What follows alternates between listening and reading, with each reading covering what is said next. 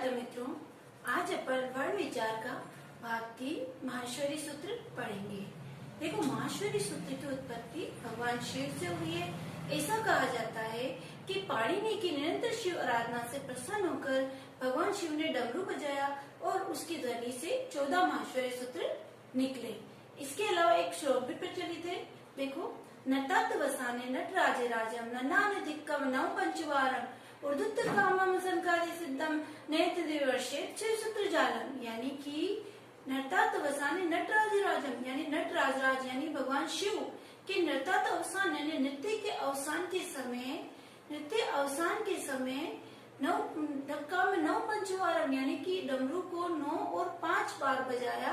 उससे शिव सूत्र जालम यानी कि माहेश्वरी सूत्र की उत्पत्ति हुई। ठीक है ना, 9 5 यानी 14। ठीक है ना, 14 माहेश्वरी सूत्रों की उत्पत्ति हुई। देखो, माहेश्वरी सूत्र को अक्षर समामनाएं भी कहते हैं, क्योंकि अक्षर समामनाएं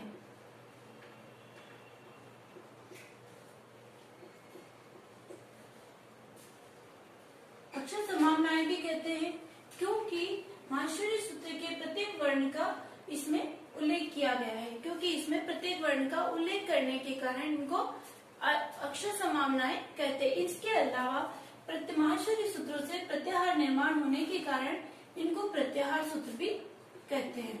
प्रत्याहार सूत्र माहेश्वरी सूत्र का अपर नाम है किम, तो अक्षर समामनाएं और प्रत्याहार सूत्र।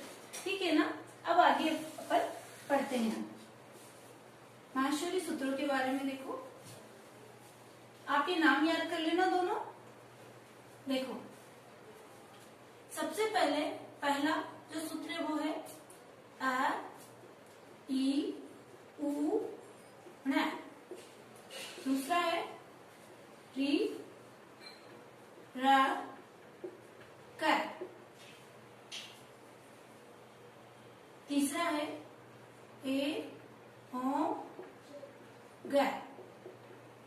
चौथा है ऐ औ च। ठीक है ना।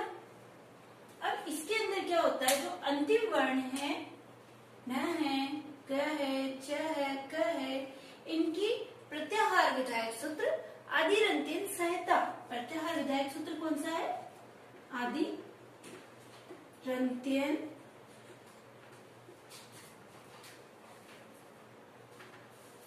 संहिता। आदिरंत्यन संहिता सूत्र से अंतिम वर्ण की एक संज्ञा हो जाती है। ठीक है ना। और वर्ण बनता है, जैसे कि देखो, अण बनेगा, अण प्रत्याहार बनेगा, तो वो बनेगा अ ई उ। और नय की क्या हो जाएगी? नय की हो जाएगी इस संज्ञा। और इस तरह से अण प्रत्याहार बनेगा अ ई उ। ठीक है ना, आगे आपको समझ में। अब नेक्स्ट आगे पढ़ते देखो।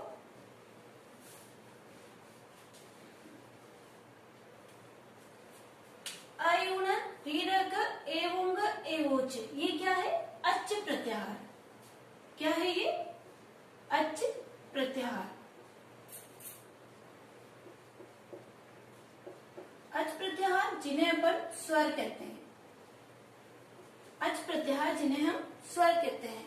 स्वर देखो 2 प्रकार के होते हैं। एक होता है स्वर, 1 मिनट पहले ही मैं लिख देती हूँ। स्वर 9 होते हैं माहेश्वरी सूत्रों के अनुसार। स्वर दो प्रकार के होते हैं। एक तो होता है ह्रस्व, जिसे लघु भी कहते हैं। दूसरा होता है दीर्घ या गुरुवर्ण। ठीक है। देखो, ह्रस्व होते हैं 5। कितने होते हैं? 5 होते हैं। देखो कौन कौन से? अ ई उ री र। अ ई उ री और र। ठीक है ना, ये हो गए 5। अब देखो, दीर्घ या गुरुवर्ण ये होते हैं ए ओ आई औ। ए ओ आई और आओ। ठीक है, अब इसके अंदर जो समान सा जो आते हैं स्वर होते हैं, समान या स जाती है स्वर,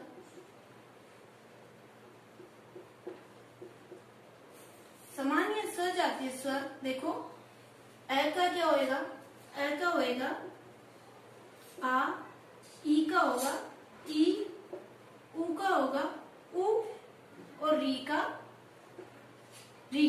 ठीक है ना, इनको इनकी गणना संस्कृत में नहीं की जाती। संस्कृत में किस स्वरों में इनकी गणना नहीं की जाती है, इसीलिए स्वरों की संख्या 9 बताइए। महाश्वरी सूत्रों में इनकी गणना नहीं की जाती है।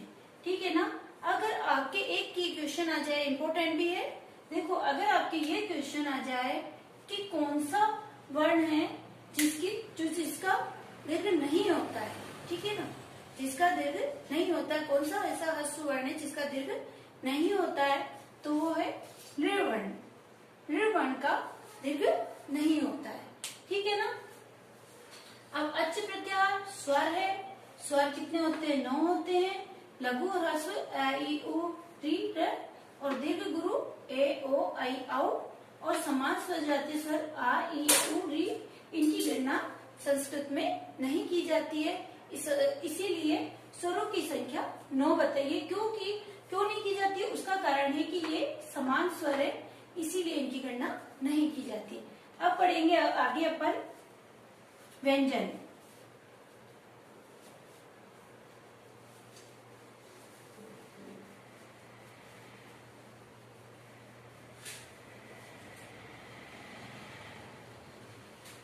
देखो व्यंजन में क्या है, 5 वर्ण ह, य, व, र, त है। वरट छठा है, लण 7वां है। देखो यहाँ पे ण आया ना, तो इसके अकॉर्डिंग ही अपन को बनाना है। 7वां है ण है अमंगणम, अमंगणम, अमंगणम। ठीक है। इसके बाद 8वां वर्ण बनेगा। अब यहाँ पे क्या है, अमंगणम यानी 5वां वर्ण आया ना, अब यहाँ पे आएगा जभय, जभय। फिर वापस चतुर्थ वर्ण ही आएगा इसमें भी।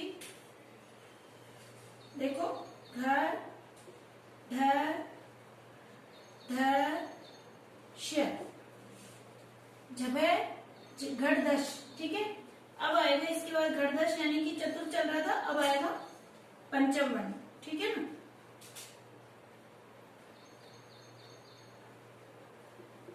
अब आएगा तीसरा वर्ण,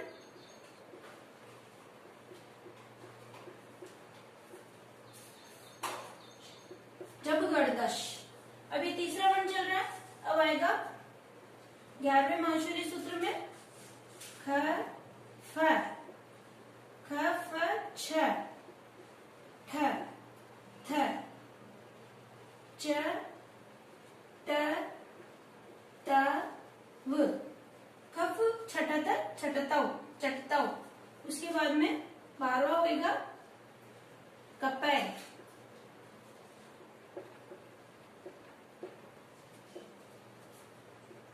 कपय।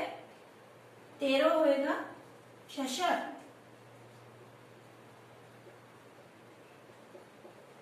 और लास्ट होएगा हल।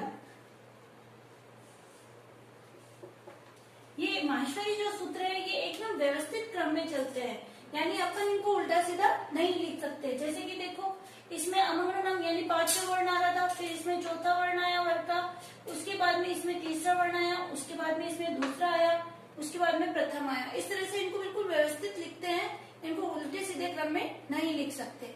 ठीक है। ये ह से लेके पंचम वर्ण से लेके चतुर्दश वर्ण तक ये है व्यंजन विधायक स्वर, सॉरी व्यंजन विधायक वर्ण। देखो व्यंजन विधायक ये है हल, हल प्रत्याहार,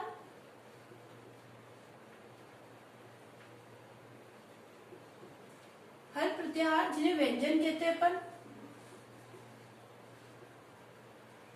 व्यंजनों की संख्या 33 होती है। माहेश्वरी सूत्रों के अनुसार व्यंजन की संख्या 33 होती है। ठीक है।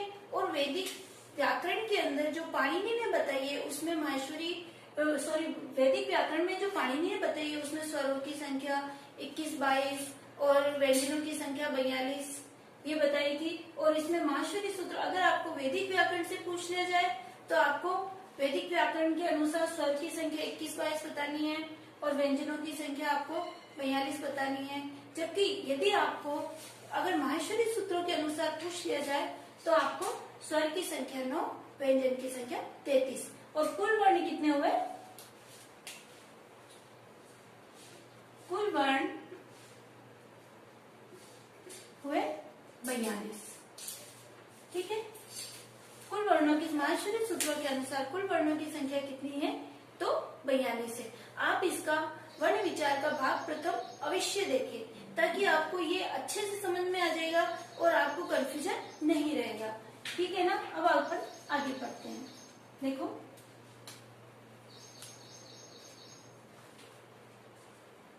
पहले आता है व्यंजन में स्पर्श वर्ण।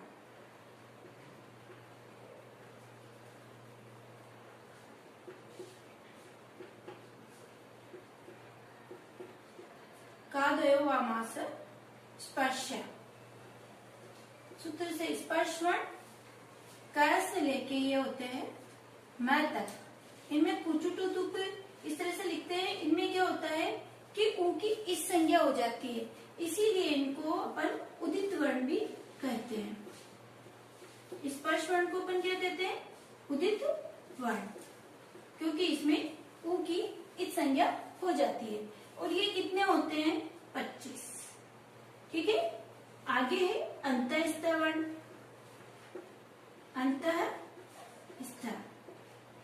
अंतःस्थ वर्ण ये कितने होते हैं? 4 होते हैं। अंतःस्थ यानी आंतरिक यानी य, व, र, ल। ठीक है। इसके बाद में है ऊष्म वर्ण। ऊष्म वर्ण भी 4 होते हैं। ये होते हैं ऊष्म श यानी ऊष्मा का क्या होता है? इसमें निकाश होता है यानी श। अगर आपको कंफ्यूजन हो तो आप सिर्फ इतना सा ध्यान रखना, अंत है यानी आंतरिक आवाज आती है और वायु अंदर जाती है और इसमें होता है ऊष्म ऊष्म श श श। ठीक है ना। सिर्फ इतना सा कंफ्यूजन हो तो सिर्फ ऊष्म वर्ण आते श आते समझ जाना। इसमें श श स और ह। ठीक है। यह है ऊष्म वर्ण। तो 4 अंतःस्थ और 4 ऊष्म वर्ण, 4 4 8 और 25 टोटल कितने हुए?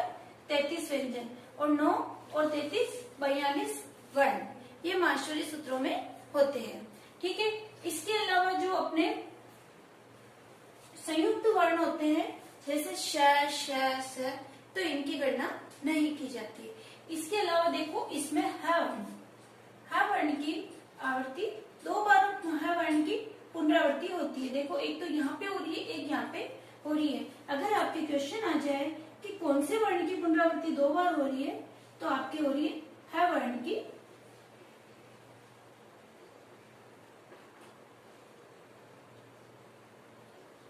की पुनरावृत्ति 2 बार हो रही है। ठीक है ना। अब आपको अच्छे से समझ में आ गया होगा कि माहेश्वरी सूत्रों के अंदर 1 से लेके 4 तक सूत्र जो होते हैं वो स्वर विधायक होते हैं और 5 से लेके चतुर्दश तक सूत्र जो होते हैं वो व्यंजन विधायक होते हैं और स्वरों की संख्या 9 होती है, व्यंजनों की संख्या 33 होती है। ठीक है ना।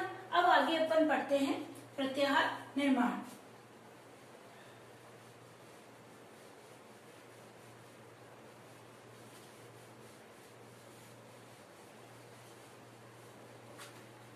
देखो प्रत्याहार निर्माण सबसे पहले तो अपन लिखते हैं प्रत्याहारों की संख्या, उसके बाद आगे करेंगे पाणिनि के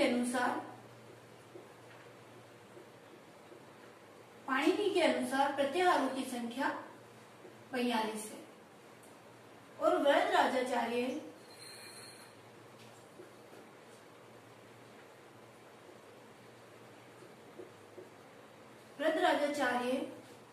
जी के अनुसार अपनी रचना लघु सिद्धांत कौमुदी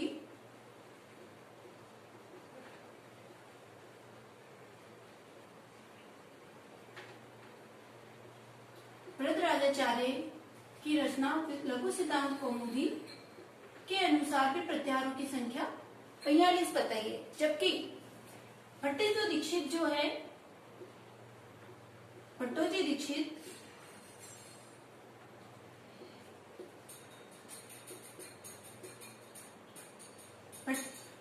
दीक्षित है, उनकी रचना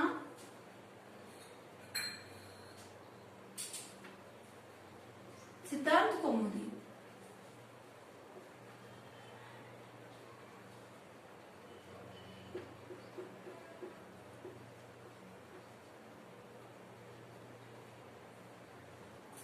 कौमुदी में इनकी रचना बताइए 44।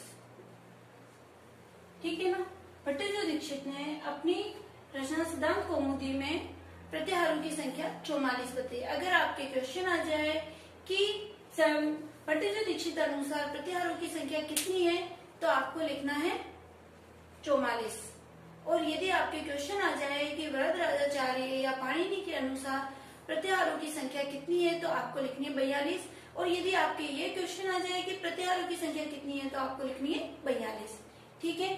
अब आगे बढ़ते हैं। इसमें देखो अणवर्ण, अण जो है, अण प्रत्याहार, इसकी 2 बार आवृत्ति हुई है। देखो कहां पे, एक तो ये देखो आ ई उ न, ठीक है ना, आ ई उ, ठीक है। एक अण प्रत्याहार ये 2 बार आया है, आ ई उ न,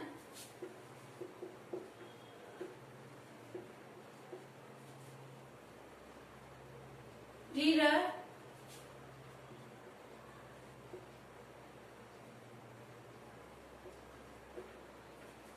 ए ओ, आई ओ, एक हायावरट,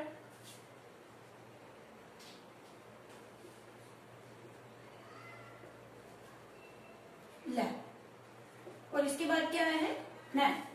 यानी कि अण प्रत्याहार इसमें कितनी बार आया है, 2 बार आया है, आई यू। और ये मैंने आपको बता ही दिया था कि संज्ञा आदिरंत्यन संहिता सूत्र से इनकी क्या होती है, इनकी अंतिम वर्ण की इच संज्ञा हो जाती है। ठीक है ना, ये मैंने आपको पहले बता दिया था। ठीक है। आई यू अण प्रत्याहार, पहले अण प्रत्याहार में यह आता है, दूसरे में आई यू, री र, एओ, एओच, हायावरट और ल, है ना। ठीक है। अब आगे देखो प्रत्याहार, कुछ प्रत्याहार जो मैं इंपॉर्टेंट है वो आपको मैं दिखा देती हूँ।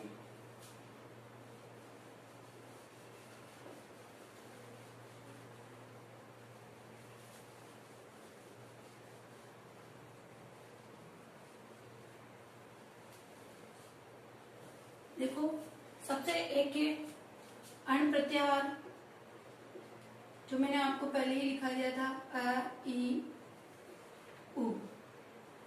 ठीक है। इसके अलावा अक प्रत्याहार, ये इंपोर्टेंट प्रत्याहार है, इसीलिए मैं आपको लिखा रही हूँ, अ ई उ, री और र। ठीक है। अक के बाद में है एंग प्रत्याहार, ए ओ, एच प्रत्याहार, ए ओ आई आओ। ठीक है। अच प्रत्याहार, जिसमें सारे स्वर आ जाते हैं।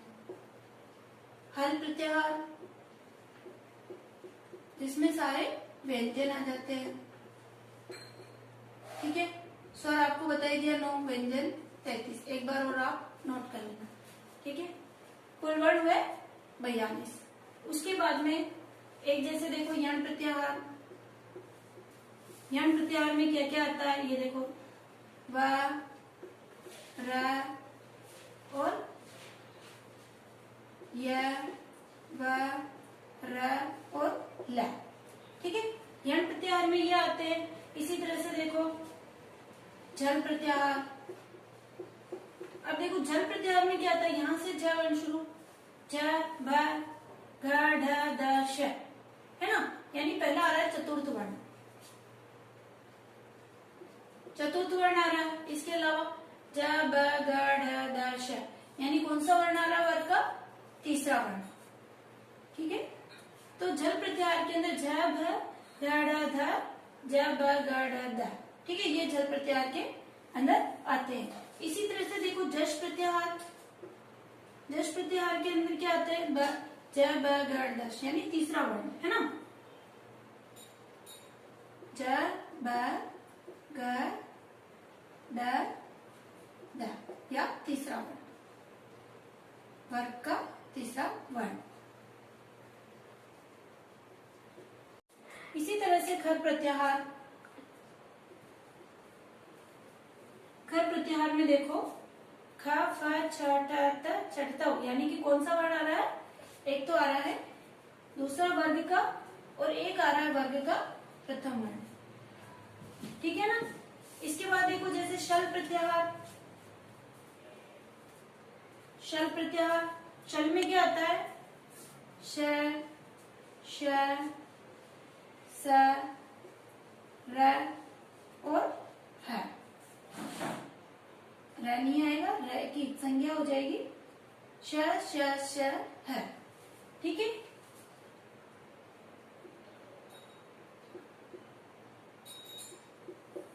ठीक है ना, आपको ये अच्छे से समझ में आ गया है। अब अपन आगे आने वाली वीडियो में पढ़ेंगे। आप इस चैनल को सब्सक्राइब करो और वीडियो को लाइक और शेयर करो। Okay, bye.